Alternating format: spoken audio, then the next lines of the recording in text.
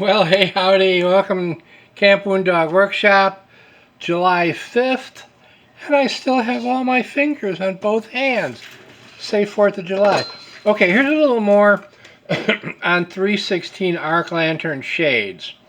Some of you guys that have these have noticed that on your shade, let me find it on mine, there might be, see, like a little bump. See how that's indented?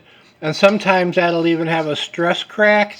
What's going on there is when they made these shades, they spun formed the shade, and then they put in a metal ring, okay, and rolled the edge back up over the ring.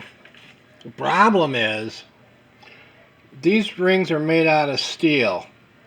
And over a period of time, if there's any water or humidity sneaking in there, it's going to cause them to rust. Can you see?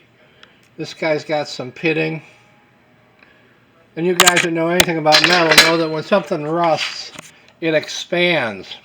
And what that'll do on many of these is it pops this bead out.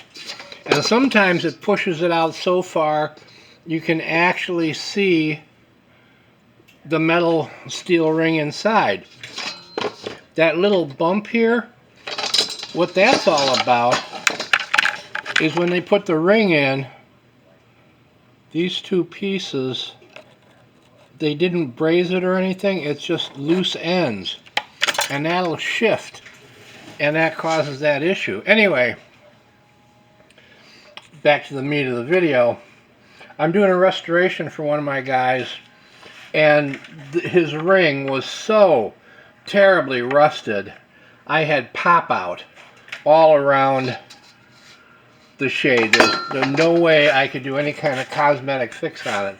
So what I did was, I took my little Dremel and I buzzed off this outside edge all the way around, so all I had left was the bottom lip, and I was able to soak this in Evaporust overnight to get the rust to loosen up, so I was able to pop out the ring.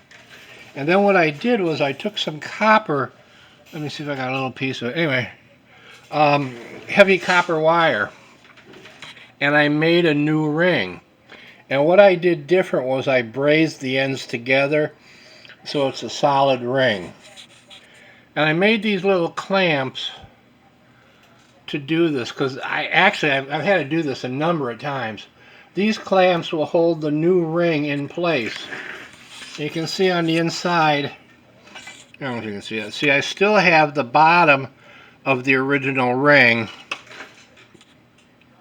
The replacement ring is held in place. Then I come back with pewter and solder.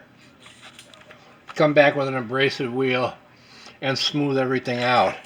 So when this guy's done, he's going to have a ring that looks just like the original, and nobody but you and me and the guy that's getting it knows what's going on. So anyway, that's what I'm doing this morning on the in the Camp Dog Workshop. All right, all you 316 guys, now you know a little more about your lantern. It took me a long time to figure that out. All right, y'all have a good week. Thanks. Goodbye.